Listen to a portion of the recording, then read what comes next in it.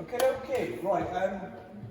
Okay, guys. So boxing in and encasing services. So this is vaguely what you're going to do. Okay, it's a little bit weird. It's like a bit of an example one, really.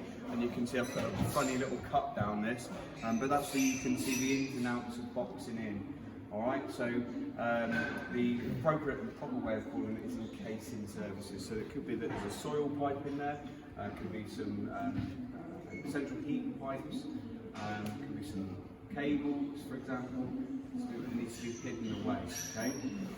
So when we're boxing in services, you need to make a few notes. Really. You need to know where you are in the house. So whether it's the kitchen, whether it's the bathroom, you know, where there's going to be lots of moisture, or if it's going to be a relatively dry environment, because that's going to dictate what type of material you're going to use to encase your services.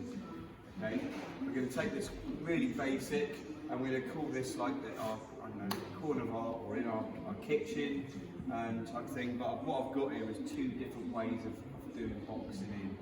Okay, so that you're aware of it. Okay. If this was a downstairs toilet and there's a soil stack, for example, coming from upstairs, and it was in the corner of a room, that would be fine to use like plastic. Okay. If they're in this situation in a kitchen, okay, and they're tiling the kitchen, the customer, you might want to use plywood. Okay. If it was coming down the corner of someone's living room, or it's, I don't know, in a doctor's surgery waiting room, you might want to use something that's easier to finish than, for example, plywood, and use like MDF. Okay, so it's easier to finish and sort of decorate and smooth up. If you're working in a bathroom or a toilet, you might want to use like a moisture-resistant board. So something like a weather boil-proof plywood. Or moisture-resistant plywood, and also moisture-resistant MDF. Alright, so just to go through a few things with you, so if I grab my camera, I should be able to show you this. So, two fundamental ways of boxing in, and again it depends on what type of material you're using, okay? So the first type of doing it, and the most simple way of doing it, if we're using a relatively solid board, in this situation we've got a plywood board, okay? But if we are using that, we can actually use the strength of the board to create the actual box that we're going to need. Okay, so what we're going to do, first things first, is we're going to put some timber grounds on the wall. Okay, so you can see here, I've got a piece of timber that's fixed to the back wall. Okay, and that is called our ground. Okay, that gets fixed nice and level and as relatively as tight to the pipe or whatever it is you're boxing in as you can, because we don't want to take up more room than is required, at the same time as making it look aesthetically pleasing. All right, you don't want it to look silly, so you wouldn't do a thin tiny bit of boxing in, you'd make it into something, okay, to stop making it look silly. So I've gone as tight as I can to my pipe clips, give it a little bit extra, allow for maybe some lagging or some insulation to go in there as well, because that's the other thing as well. If this is the corner of a kitchen and it's a soil stack coming from an upstairs, we don't want to hear the sound and trickling of water and waste coming down in the corner of the kitchen. So we're going to use some insulation, some fibre insulation to go in there and stuff in there around the pipe to make it a little bit more sound absorbent. Okay, but we're going to bring it as tight as we can, if we can, and then we're going to use the strength of the board. So what I'll do is I'm going to note my furthest point out of my boxing, or furthest point out of my pipe.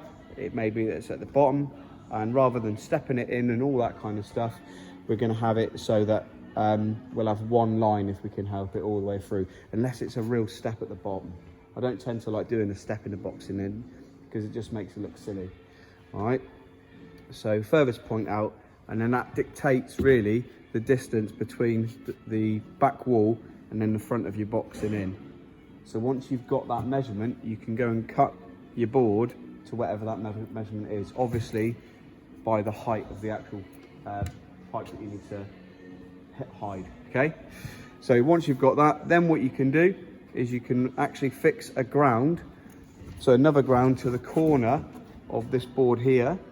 Okay, when you're fixing these, by the way, you want to make sure that your fixings are all nice and uniform. So what I mean by that is that they're all in the same line as each other, making obviously sure that they go into the ground. Make sure that you countersink your holes as well, so the decorator can easily fill it. Okay, it might even be, for example, in this situation, it might be tiled, but you just want to be professional when you're fixing it up.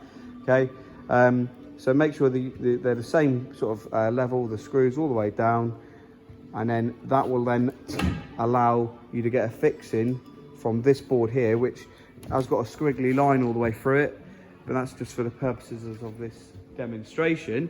That then would go all the way across, and then that would be the face of the boxing then, which by the way always wants to overlap, so on the face you don't see any end grain type thing. Okay, all right, so overlapping all the way through.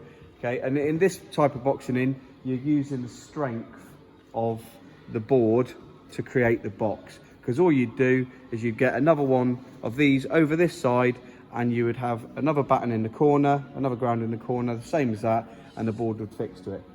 Just make sure it's nice and square and all level. It's pretty straightforward.